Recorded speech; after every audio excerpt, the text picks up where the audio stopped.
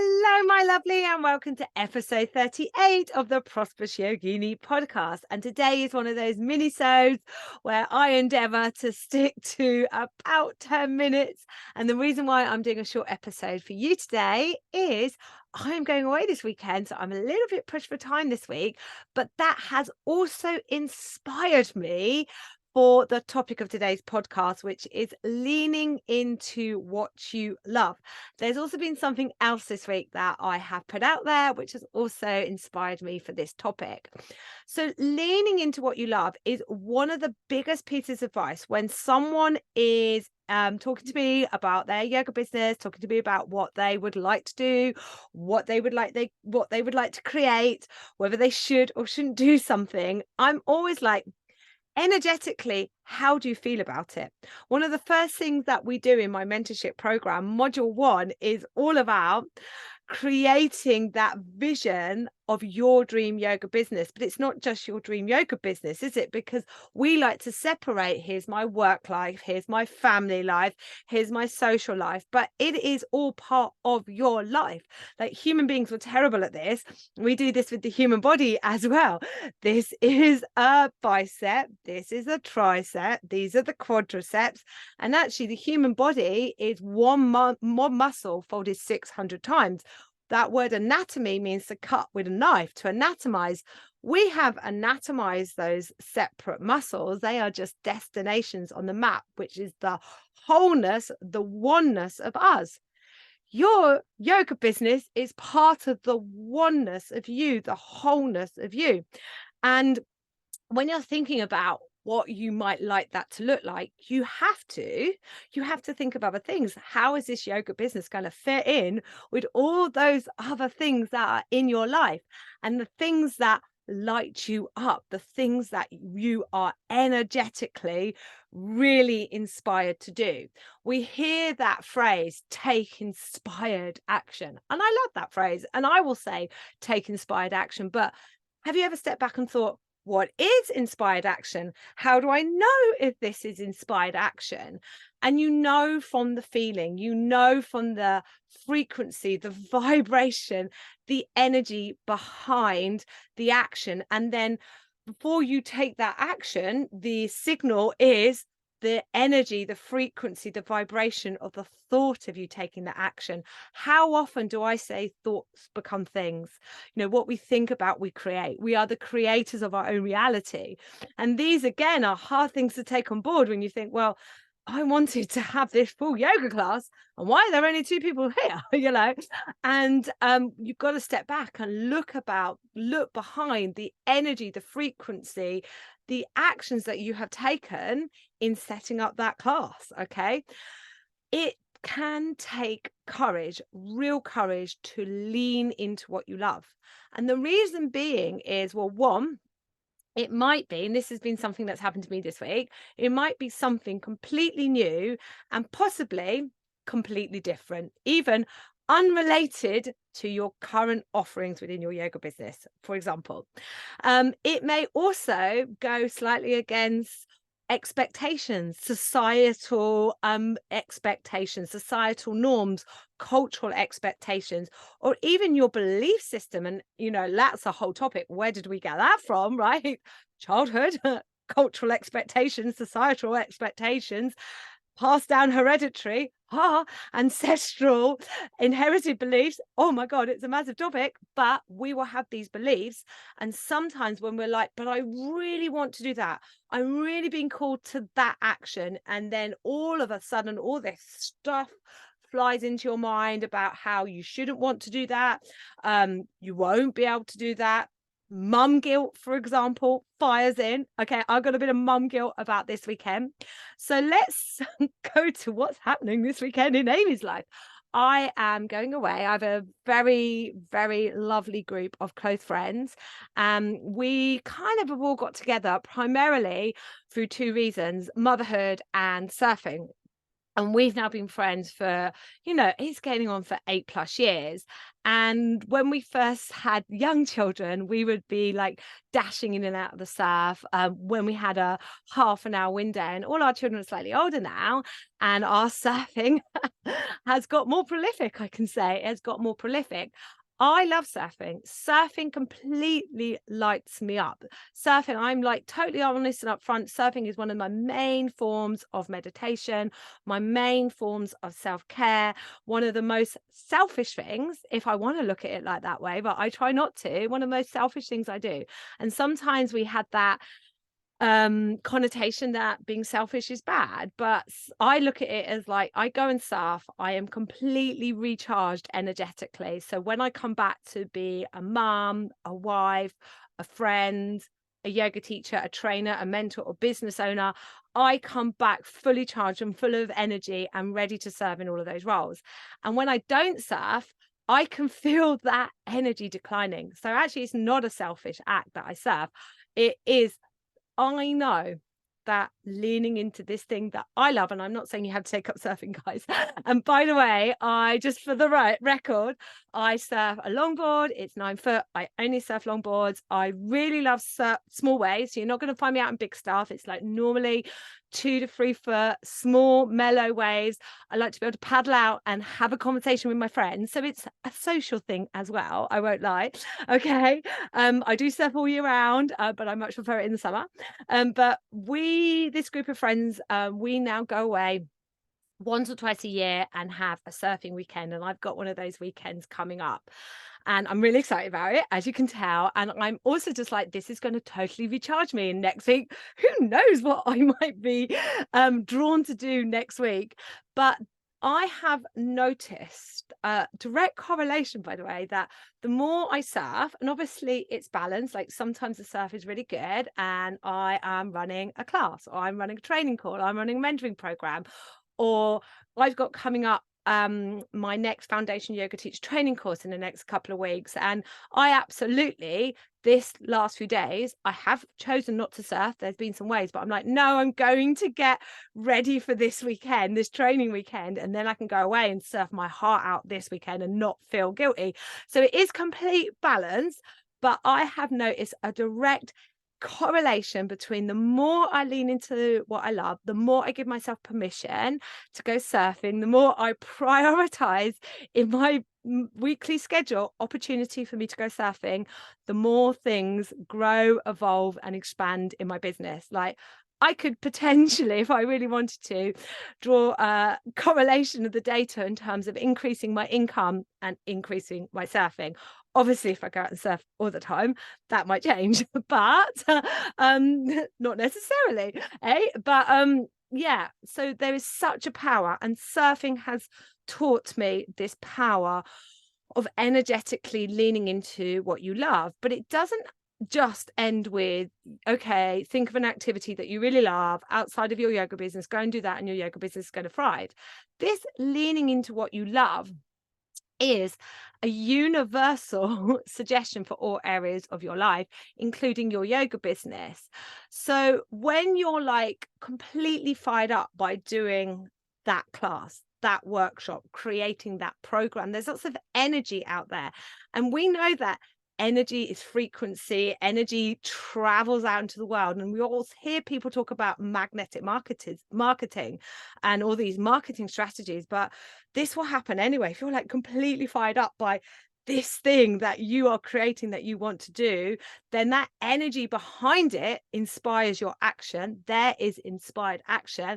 That inspired action will create the circumstances where you magnetize people towards you. It happens as a byproduct. You don't even need to think about your magnetic marketing strategy. It happens as a byproduct when you step into leaning into what you love. I talked about this a few episodes ago when I was talking about consistency. And, you know, we're told, aren't we, you've got to show up with consistently show up. And then you're like, but I am burning out and I have other things in my life that I want to do. And I'm like, actually, forget consistency.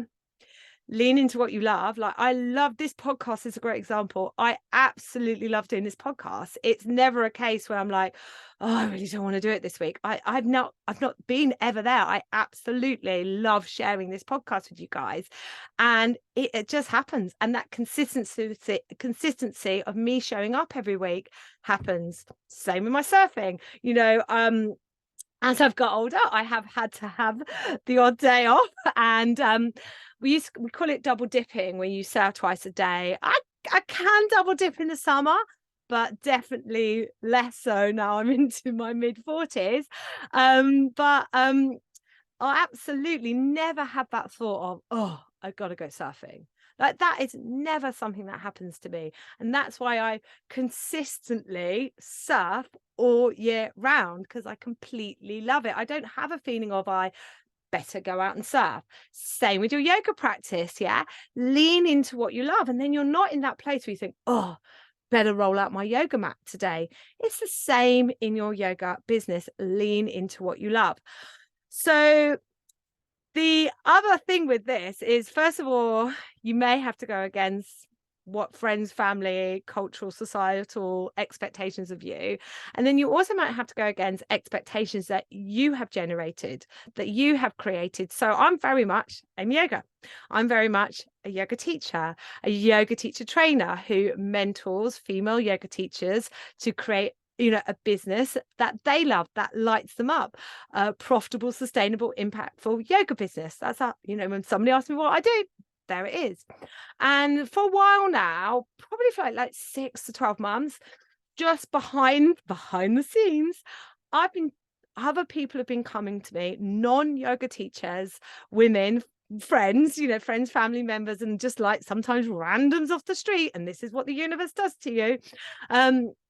Randoms off the street, talking to them about their business idea, or where they are in their business, and helping them, and all the time helping them to lean into what they love, share their gifts with the world, help people and make money. And I'm like, this that I help you guys with, like the podcast is a great example. I get quite a few messages frequently from people who aren't yoga teachers who listen to this podcast and like, Amy, I'm not a yoga teacher, but I find the advice in your podcast really useful. Okay. And for me, when this sort of stuff happens, it's like the universe is starting to nudge you. The universe is starting to say, look, hey, what about this? What about going this way? And you're like, oh, yeah, I really love it. And like, I really love being on a live coaching call with people. I really love listening to people, looking at their business, and almost to some certain extent, it's like a bit of a channeling into what I feel they should do, or better guide them to where they want to be. And all of it comes from this place of leaning into what you love. And I've been for a while like, how can I marry this in to Amy Yoga? Because Amy Yoga ain't going anywhere. I absolutely love everything that I'm doing as Amy Yoga. I'm totally loving my training programs and mentoring program. They're like really transformational. These aren't going anywhere, but I'm getting this sign from the universe. I'm like, what do you want me to do with this? And I've been spinning around in circles like you do. And I'm like, what's my own advice? What do I really love doing? Love being on a live coaching call. Love helping people, love empowering women to think, this is my unique gift. This is needed. I can put it out into the world. I will know that my tribe will be out there. And in putting that out into the world, sharing my unique gift, being of service, making a difference, in exchange for that, I can make as much money as I want, as I desire, and be totally aligned with that. And I was like, yeah, that's what I really love doing. So if you follow me on social media or you're on my newsletter, you will know that next Wednesday, the 8th of March, is International Women's Day. And I am marking that by doing my first monthly masterclass call, okay, which is a live 90-minute call. It's going to include meditation and affirmations, so tapping into our higher self, helping our beautiful brains to just calm down a bit, so we can listen to that slightly quieter voice that lets us know exactly where we should be going, what it is that lights us up, that directs us to what it is we want to lean into in this current moment in time. Because this is the other thing with leaning into what we love. And if you're an established in business, this might take some courage, because it might be, I'm going to do something completely different. So my masterclasses are for yoga teachers, wellness entrepreneurs, and anybody else, like anybody else who would like to just come and hang out with me for 90 minutes and have a little bit of my you can do this energy. You can share your unique gifts with the world and make money. Okay. And I'm going to be doing monthly masterclasses for yoga teachers, wellness entrepreneurs, and anybody else who wants to tap into my energy, my vibe, my frequency, and give themselves permission to step into their soul purpose, to do what it was that they came here to do, to lean into what they love. So this next Wednesday, it's £11, it's 90 minutes, and next Wednesday's call, all proceeds are going to the charity Child Action Poverty. And the reason I picked a charity this month for the call is I also just want to model to you all that we get so tied up in money mindset and feeling guilty about earning money and feeling guilty about asking for money for our services and feeling guilty about wanting to earn money as a yoga teacher or whatever it is we do, feeling so guilty around money. And I'm like, look, money's just a vibrational exchange. It's just an energy exchange. If you have an abundance of money, an abundance of time, you can do what you want with it. And I know that all of the listeners to this podcast are kind-hearted people, that if they have an abundance of money and time, they will put that to good use. And I am just simply modeling that next week's masterclass, which is called The Soulful Art of Making Money. I think I forgot that important point. The Soulful Art of Making Money. Next week's masterclass is £11, Wednesday, the 8th of March, 7 o'clock to 8:30. A replay is available for 7 days, and all proceeds are going to charity. And I'm modeling to you that you can use your gifts, your skills, your experiences to raise money for a charity that you feel passionate about. And I feel really passionate about child poverty. Like, I just don't believe it should be a thing. Having been an ex-school teacher and seen the impact of poverty on families and children, and a mum of two, knowing how stressful motherhood can be, and then what, you throw poverty into the mix of it. Okay, I would really love to end child poverty. Okay, I'm going to do what I can. And next week on Wednesday, the 8th of March, 7 o'clock, £11, my first monthly masterclass, The Soulful Art of Making Money. All proceeds are going to that charity. And that monthly masterclass is my new little thing where I'm like, I really love doing this. I really love helping women, full stop, whether they're yoga teachers or not, share their unique gifts in the world, empower them to believe that they can do this and make money. And what they do with that money, it's entirely up to them. But I'm going to leave on one of my favorite quotes from one of my favorite people, which is Denise Duffield Thomas. And I think it's at the start of her book, Get Rich, Lucky Bitch. But I know she says it a lot in her social media feeds as well. Rich women are going to change the world. I'm like, yes, Denise. And on that note, I'm getting goosebumps, which is always a sign that my higher self is chatting to me. On that note, I'm going to leave you because I need to go and get ready for my surfing weekend.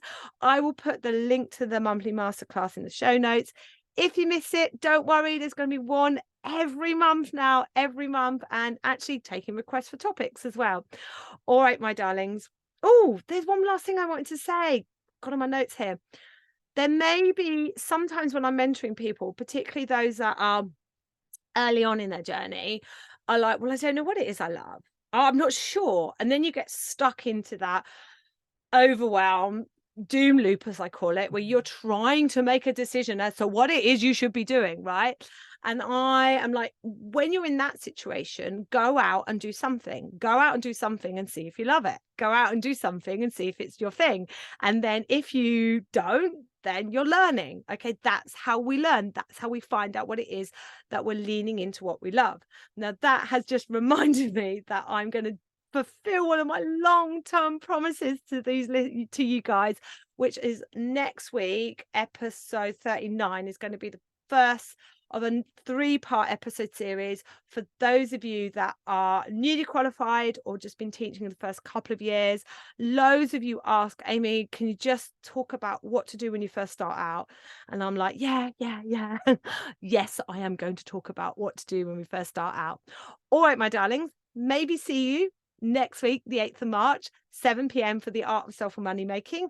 And if not, have a good weekend. Think of me. I will be surfing with my friends. And if not, I will just see you all next week.